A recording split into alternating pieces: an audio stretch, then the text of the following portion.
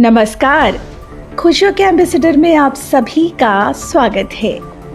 Climate change वर्तमान दौर की सबसे बड़ी चुनौती बनता जा रहा है। मौसम पूर्वानुमान के सारे आंकड़े ध्वस्त होते जा रहे हैं। अब ये ठीक अनुमान लगा पाना कठिन होता जा रहा है कि बारिश, गर्मी या सर्दी पूर्व के वर्षों की तरह नियमित होगी या कोई नया ऐतिहासिक रिकॉर्ड बनाएगी। जैसे कि इस वर्ष 23 जुलाई 2024 को पिछले सभी वर्षों का रिकॉर्ड तोड़ते हुए ग्लोबल टेम्परेचर 17.16 डिग्री सेल्सियस तक जा पहुंचा। इसी तरह इस वर्ष भारी बारिश कई जगहों पर नए रिकॉर्ड बना रही है।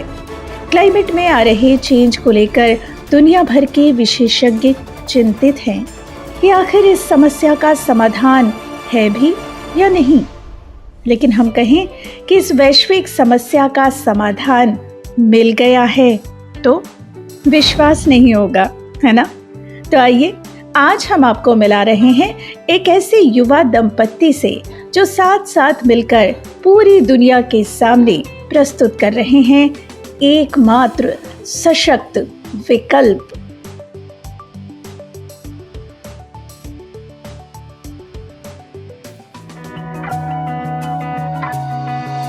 रहते हैं ये खुश हमेशा करते काम खरे, एक दूजे के बन के पूरक साथ साथ बढ़ते रहे, हंसते खिलखिलाते भावों से भरे, खुशियाँ बिखेरे घर घर, खुशियों के एम्बेसडर, खुशियों के एम्बेसडर, खुशियों के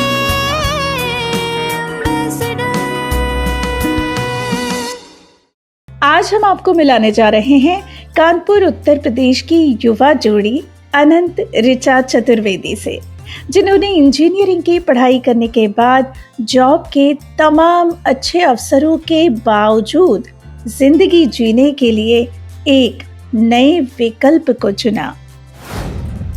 पिता के बताए मार्ग पे जनरली बच्चे नहीं चलते हैं। इनफैक्ट मैं देखा हूँ कि बहुत सारे लोग, जब शुरू में मैं ये डिसीजन लिया था तो क्वेश्चन भी करते थे, यार पापा के साथ कौन काम करता है, अरे दिल्ली छोड़ के कानपुर कौन जाता है, अरे तुमको तो और यूएस निकल जाना चाहिए था, अरे आईएएस बन जाना चाहिए था।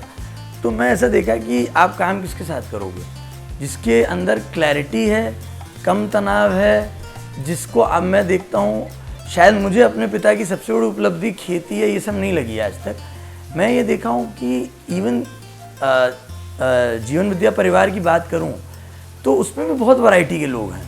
उनकी सबसे बड़ी क्वालिटी जो आज तक मैंने देखी है, उस पूरी वैरायटी में हर आदमी से उनकी जितनी आत्मीयता है, इनफॉर्मेलिटी है, वो मेरे को बहुत स्टैंड आउट लगी है आज तक हमेशा। और उस चीज़ से प्रभावित सबसे ज़्यादा मैं रहा हूँ। तो मैंने कहा जब इतने सारे लोग उनके साथ कार्य कर रहे हैं, मैं क्यों नहीं करूँगा भाई, कोई रीज़न ही नहीं बनता है। ठीक है, क्योंकि अब वो बॉस भी हैं एक तरह से, तो वो घर में हैं, कार्य क्षेत्र में भी हैं और स्ट्रिक्ट हैं बहुत, वो खुद हमसे 10 गुना ज़्यादा पैशनेट हैं, तो वो कमी ज़्यादा देखते हैं और बताते हैं। आदमी को बुरा तो लगता है क्योंकि रोज़ सुबह होती है कमी गिनाने से, लेकिन वो अब स्वीकार्यता बन रही है कि वो सब मार्ग को प्रशस्त करने के लिए हो रहा है।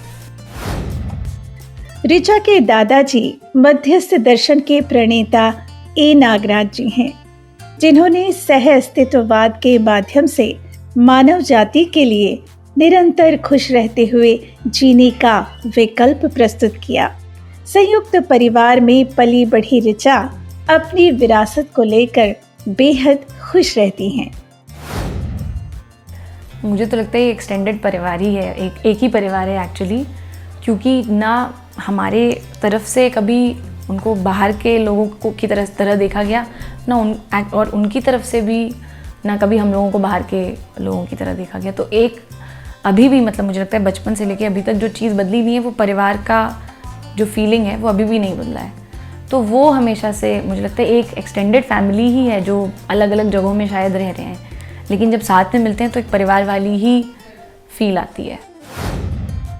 अनंत के पिता श्री विवेक चतुर्वेदी सपरिवार मध्यस्थ दर्शन के अनुरूप खुशहाल जीने का अभ्यास करते हैं।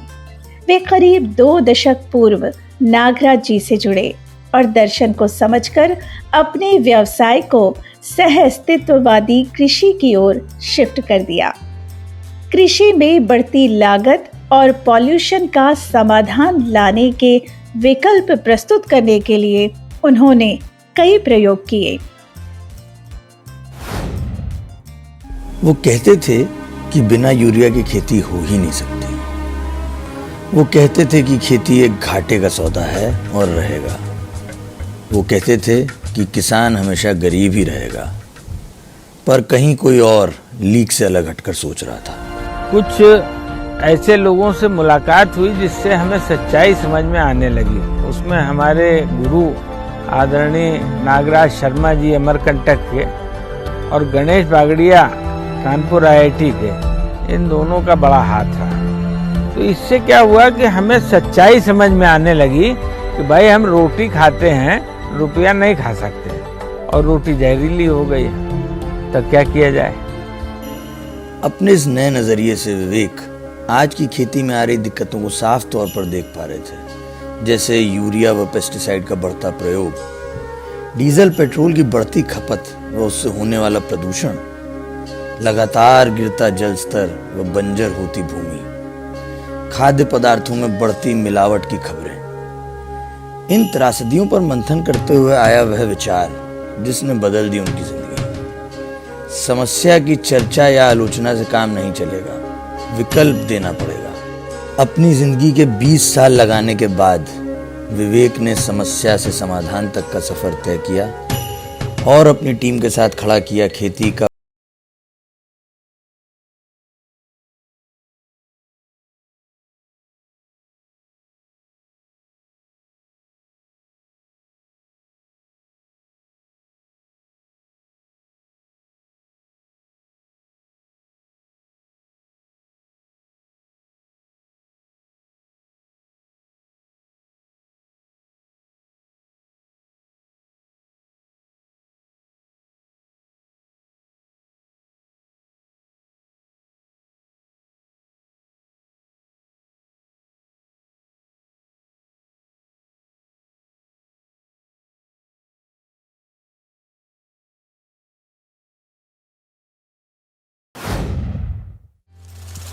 ये देखिए, ये हमारा फूल प्रूफ इरिगेशन का सिस्टम तैयार हो गया है। और ये आप देख सकते हैं, कहीं कोई लीकेज नहीं, कहीं कोई प्रॉब्लम नहीं है। दिखाइए जरा, जॉइंट दिखाइए, स्प्रिंकलर की मार देखिए।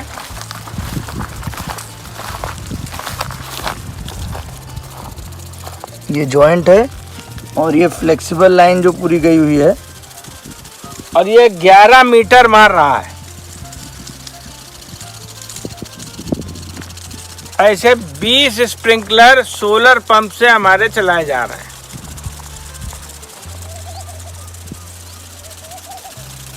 और ये एक खेत से दूसरे खेत में शिफ्ट भी हो जाते हैं एकदम आसानी से, एकदम आसानी से। ये सिंचाई के क्षेत्र में एक नई क्रांति का आगाज समझिए।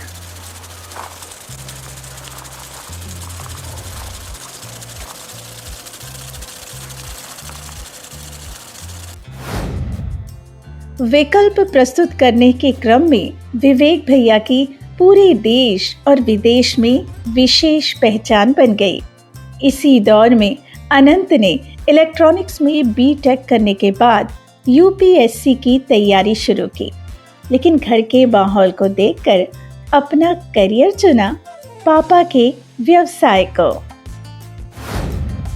मतलब ऐसा हम सोच नहीं सकते थे कि किसी ऐसे व्यक्ति से मिल जाएंगे जो हर चीज़ का समाधान कर दिया हो, या सर्वज्ञ जिसे कहते हैं। तो मैं भी सोचा कि मैं अपना समस्या होने के बाद लेके गया, हिम्मत करी। मैंने कहा बाबा मुझे ये अफसरी वगैरह नहीं समझ में आ रही, मैं छोड़ना चाहता हूँ तैयारी। और मेरा काफ़ी आगे तक हो गया था, मेंस वगैरह हो गया था। तो उस टाइम पे छोड़ने में घर वाले भी नाराज़ थे, क्योंकि इंटरव्यू दे के बन भी सकते हैं, लेकिन अंदर से एक हिम्मत आई कि नहीं बनना है ये अफसर। उसके बाद जो भी दिशा हुई, फिर उसके बाद एक शिविर किए थे, परिचय शिविर फिर से। तो हाँ, लेकिन ये है कि मेरी यात्रा भी परिचय शिविर 2-3 परिचय शिविर तक रही है। अभी मैं फिर 1-1.5 महीने में 2 महीने में एक शिविर करने जा रहा हूँ। कई सारे मेरे मित्र हैं जो जुड़ गए हैं हम लोग, और सब मिल के एक शिविर करने जा रहे हैं। और मैं उसके बाद अब थोड़ा सा अलग अलग किताबों के पठन में और एक रूटीन में उसको लाने की प्रयास कर रहा हूँ। आज अनंत विकल्प के माध्यम से सह-अस्तित्ववादी ऑर्गेनिक फार्मिंग के लिए कृषि यंत्रों और टेक्नोलॉजी को विकसित कर रहे हैं।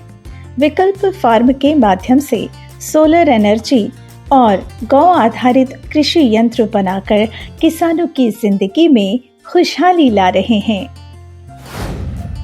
मैं विकल्प के नाम से फिर हमने पहले तो 2 साल थोड़ा घूमा फिरा, अलग अलग स्टेट्स में, छत्तीसगढ़ भी आना कई बार हुआ, मैं गुजरात भी गया, आसाम भी गया। तो जहाँ भी किसान से बात करते थे तो जैसे पूछते थे भैया यूरिया क्यों डालते हैं आप, पराली आप क्यों जलाते हैं, है ना, प्रदूषण क्यों करते हैं, पानी क्यों बर्बाद करते हैं। तो किसान बार बार कहते थे भैया कोई विकल्प नहीं है, कोई चारा नहीं है। और पिताजी से भी जब बात होती थी तो उनसे भी लोग ये कहते थे कि भैया कोई विकल्प नहीं है इसलिए ऐसा करते हैं। तो मैं सोच लिया था कि जब भी कंपनी बनेगी, तब तक कंपनी नहीं थी, तो उसका नाम विकल्प रखेंगे। तो संयोगवश वो नाम मिला। जब वो नाम मिला और उसके बाद मैं पहली पुस्तक जो उठाया उसमें विकल्प के बारे में बाबा जी लिखे थे, तो इतना अच्छा लगा अंदर से कि देखिए नाम तो ये सोच के नहीं रखे, मिल भी गया, वो ट्रेडमार्क वगैरह जो होता है वो भी मिल गया। और उसका जो एक प्रभाव, उस नाम का भी बड़ा प्रभाव पड़ा है हम लोग की सोच पे, और हमसे जो मिलते हैं उनको भी एक ही बार में क्लिक करता है कि ये विकल्प की बात करना है, ये कोई आंदोलन की बात नहीं कर रहा है, ये किसी की आलोचना नहीं कर रहा है, ये विकल्प की बात कर रहा है। तो अब हम वही कर रहे हैं कि खेती को पूरा एंड टू एंड, मतलब जुताई से लेके बुआई से लेके सिंचाई, सारी चीज़ों में जो भी प्रॉब्लम्स हैं उनको सॉल्व करने के लिए प्रोडक्ट डिज़ाइन कर रहे हैं। उसको अब उसमें जाके अपनी इंजीनियरिंग का उपयोग कर रहे हैं। मेरे कई सारे साथी हैं, उन सब भी दर्शन से अब जुड़ गए हैं, तो वो भी इसमें हमारा साथ दे रहे हैं। तो अब बाबा जी के आशीर्वाद से आज 6 साल हो रहे हैं लगभग, और अब कई सारे हम लोग मशीन्स बना चुके हैं, और देश में अब थोड़ा बहुत विदेश में भी लोगों तक पहुंच रही हैं। ऋचा ने विवाह के बाद जॉब करने की बजाय अनंत के व्यवसाय में साथ देने का निश्चय किया।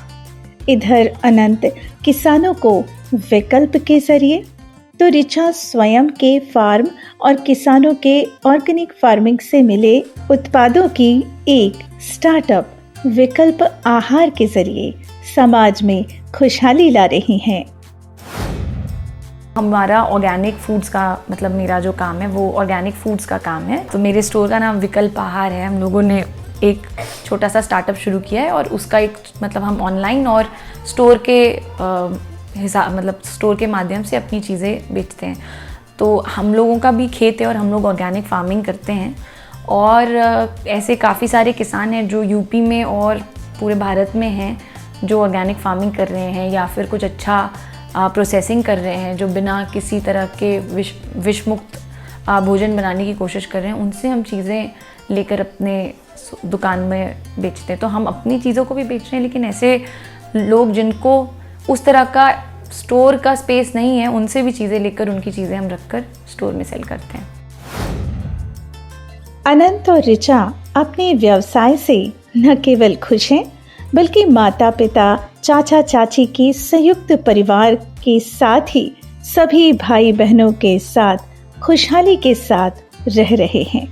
मध्यस्थ दर्शन से मिले ज्ञान का उपयोग रोजमर्रा की जिंदगी में करते हुए साथ साथ आगे बढ़ रहे हैं। अनंत का व्यवसाय अब पूरे देश में फैल चुका है। इस देश में कोई भी ऐसा स्टेट नहीं है, ऐसा हमें कुछ एक वो मिला, किसानों का सपोर्ट कह लीजिए, बाबा जी के आशीर्वाद कह लीजिए। लद्दाख में भी अपनी मशीनें गई हैं, अंडमान निकोबार में भी गई, और अभी छत्तीसगढ़ की बात करूं दंतेवाड़ा तक में हमने, जो सब कहते थे बड़ा नक्सल प्रभावित क्षेत्र है, मैं 5 दिन वहाँ रहा अपनी मशीनों के साथ, और मुझे बहुत संभावनाएं दिखी वहाँ। फिर बाद में पता चला बाबा जी ने वहाँ पे भी कई सारे शिविर खुद लिए हैं, और वहाँ आवरी आश्रम है, और मतलब ऐसा कोई कोना मुझे, लेकिन इतनी सारी यात्राओं मशीन पहुँचने के बाद नहीं मिला जहाँ बाबा जी का प्रभाव नहीं पहुँचा हो, जबकि उन्होंने कोई, हम जिसे कहते हैं, मार्केटिंग नहीं करी आज तक। तो ये है, सही चीज़ अपने आप फैल रही है, अब देश के सारे स्टेट्स में पहुँच गई है। और कुछ बाहर की कंट्रीज़ की बात करूँ तो जापान तक से कुछ लोगों ने हमें कुछ मशीन हमारी मंगाई। इज़राइल, जहाँ लोग जाते हैं टेक्निक ढूंढने, वहाँ से हम लोगों की कुछ मशीन्स मंगाई गई, तो काफ़ी अच्छा अब संचार हो रहा है, मुझे ऐसा लग रहा है।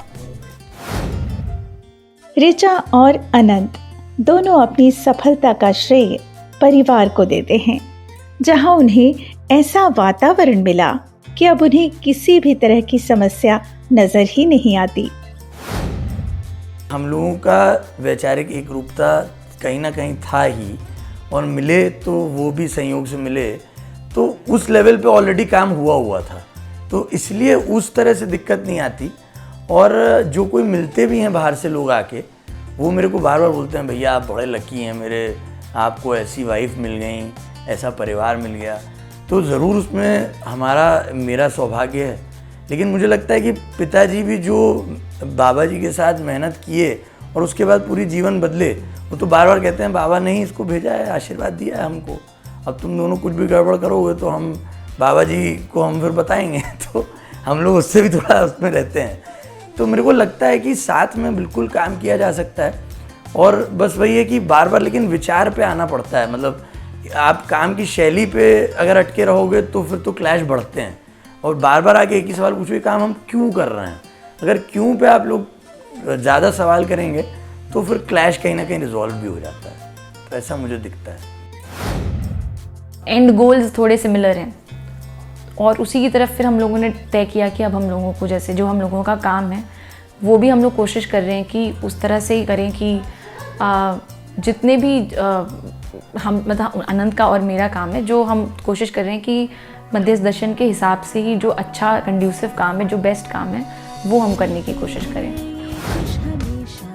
क्लाइमेट चेंज से दुनिया भर में चिंता है, लेकिन विकल्प के माध्यम से वे विश्वास से लबरेज नजर आते हैं और कहते हैं, कोई समस्या नहीं है, समाधान है, विकल्प है। तो बने रहिए हमारे साथ और हमारे चैनल को सब्सक्राइब कर लीजिए, और हाँ, बेल आइकॉन प्रेस करना ना भूलिएगा। तो फिर मिलते हैं अगले सप्ताह इसी दिन इसी समय। तब तक के लिए नमस्कार।